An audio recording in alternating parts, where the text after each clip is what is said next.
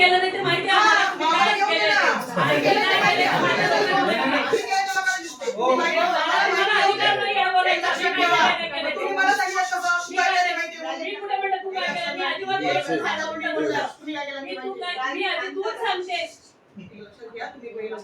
मी अजिबात बोलली नाहीये. मी मला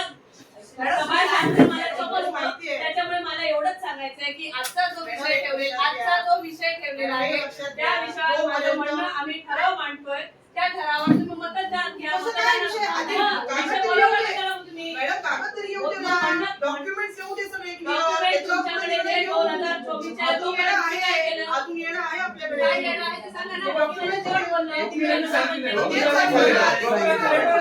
वकिलाचं लेटर आहे ना, पुढचे डॉक्युमेंट घेऊन दे. पूर्ण डॉक्युमेंट घेऊन दे.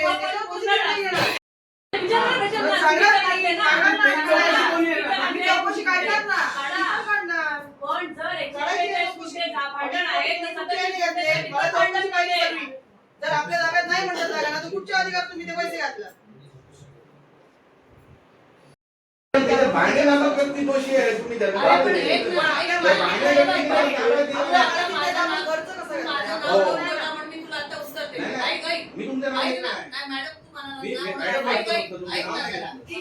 उत्तर देऊ का नको देऊ कारण काय म्हटलं तुम्ही की हे ताब्यात आहे. ताब्यात असणं आणि मालकी असणं. जर नगरपंचायत जसं आता विलास कुडाळकर साहेबांनी सांगितलं की नगरपंचायतच्या ताब्यात नसताना खर्च कसा केला असा प्रश्न विचारला.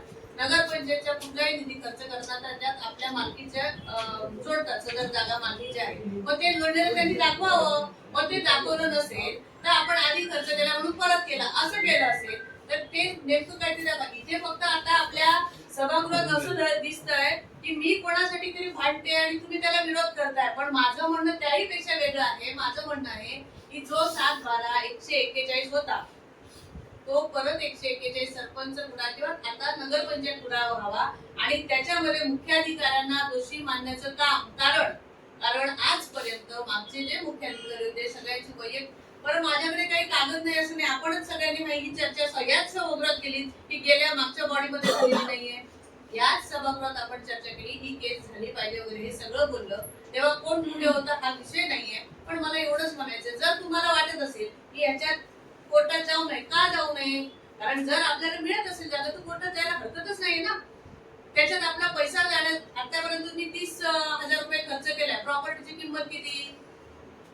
कुठलाही वकील देताना तुम्हाला सगळ्यांना माहिती आपण शहरात राहतो. वकील एखादा नेमायचा असेल त्याच्या फीची तुम्ही त्याच्याशी बोलणी केल्याशिवाय तो वकील उभा राहणार का? तर नाही उभा राहणार.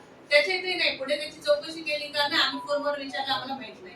याच्यामुळे आज जो काही तो आजच्या बैठकीच्या मी तो लेखी दिलाय की बाबा असं अपेक्षित आहे आपल्याला ठराव अपेक्षित काय आहे. ठीक आहे तुम्हाला मुख्याधिकाऱ्यांचा विरोध नाही करायचा नका करू पण पुढची केस लढायला तुमचा सगळ्यांचा विरोध आहे का ते नेमून द्या. विषय चर्चेला घेऊया नको मग. माझं असं म्हणणं आहे कुडाळ नगरपंचायतची एक नगरसेविका म्हणून लोकांनी आम्हाला निवडून दिलंय. कुडाळ नगरपंचायतला सुव्यवस्थापनासाठी आम्हाला लक्ष ठेवायला निवडून दिलंय. त्याच्यामुळे मी फक्त माझं म्हणणं मांडते की ही जी 37 गुंठे गेलेली जागा आहे मूळ म्हणून आणि उर्वरित जी जमीन आहे ती मूळ मालकाच्या नावे गेली ती परत आपल्या ताब्यात यावी म्हणून माननीय उच्च न्यायालय कोल्हापूरमध्ये आपण केस दाखल करावी. याच्यात ठराव घ्या. येस असेल तर येस घ्या नो असेल तर नो घ्या. कारण बाबा त्यांना आपण आकार कोड करायला पत्र का देणार तर का देतोय तर आकार कोड झाल्यानंतर ते आपल्याला बाबा जमीन देणार. असं का कोणी नगरपंचायतच्या समोर मांडलं नाही. मागच्या मुख्याधिकाऱ्यांना एकदा विचारलेलं की तुम्ही बाबा तडतड करून काही गोष्टी सोडवून टाकाला आम्हाला सगळ्यांना माहिती पाहिजे तर ते म्हणाले की शासकीय जागा एवढ्या मोठ्या किमतीची असेल तर आम्हाला त्याच्यात स्वतःहून तडजोड करता येत नाही. ते आमच्यावर कुठेतरी ब्लेम येत होतो. त्यांच्या टेक्निकल पॉइंट मध्ये असेल ते काही मला डिटेल माहित नाही. पण मग असं असताना आता जर सगळेजण सांगतात खूप चांगला अभ्यास केलाय सगळ्या सदस्यांनी मनापासून अभिनंदन करते मी या केसचा. कारण ह्याच्यात कोणतरी अभ्यास करणार मला पण पाहिजे होतं कारण माझं ज्ञान तेवढं नाहीये. म्हणून तुम्ही सगळ्यांनी अभ्यास केल्यावर माझी हात जोडून फक्त सगळ्यांना विनंती आहे. प्रत्येक हात जोडायची पण माझी तयारी आहे सगळ्यांना. ही जागा माझ्या कुडाळ शहराच्या नगरपंचायतच्या मालकीची आहे.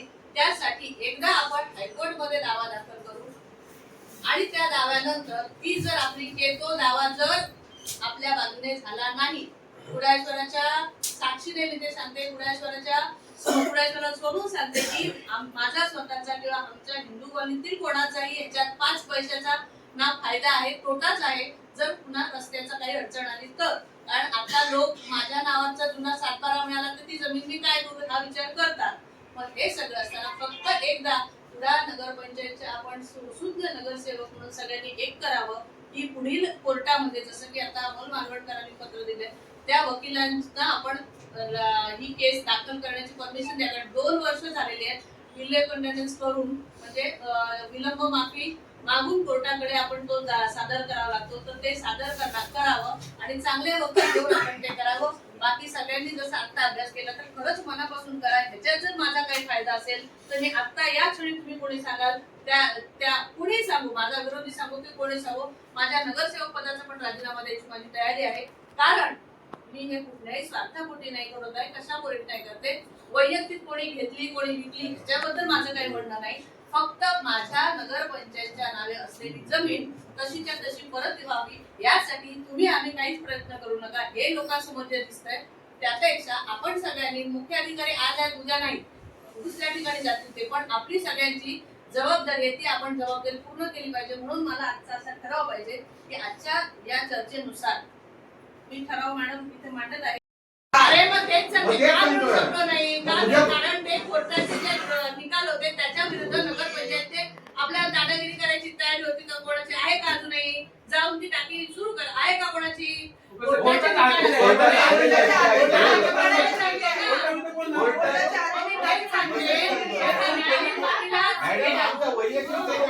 लोकांना पाणी मिळावं हीच आमची भूमिका.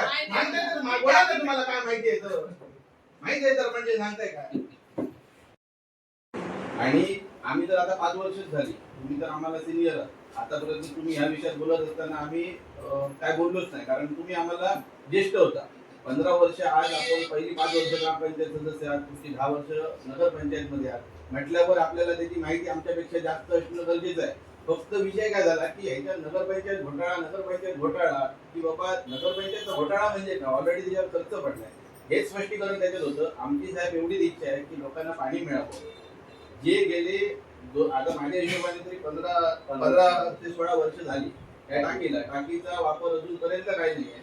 त्यामुळे लोकांना पाणी मिळावं हीच आमची माफक इच्छा आहे. जर मॅडम म्हणत असतील, जर त्यांना कॉन्फिडन्स असेल की आपण जिंकू, कारण आता आपण लढलो आणि जर समजा भविष्यात आपण जर समजा परत असं होऊ देत नको पण ठरलो तर आपण संबंधित जागे मालकाकडे तडजोड करू शकत नाही, कारण ऑलरेडी तडजोडीसाठी त्यांचं पत्र आहे. त्यामुळे या सभात आपल्या समोर आले त्यांनी सांगितलं जर समजा असं असेल तर आपण सगळ्या सभागृहांनी जो निर्णय घेईल तो आम्हाला मान्य असेल. पण आमचं वैयक्तिक असं म्हणणं आहे की जर पाण्याचा प्रश्न लोकांचा मिटत असेल तर तो सोडवा.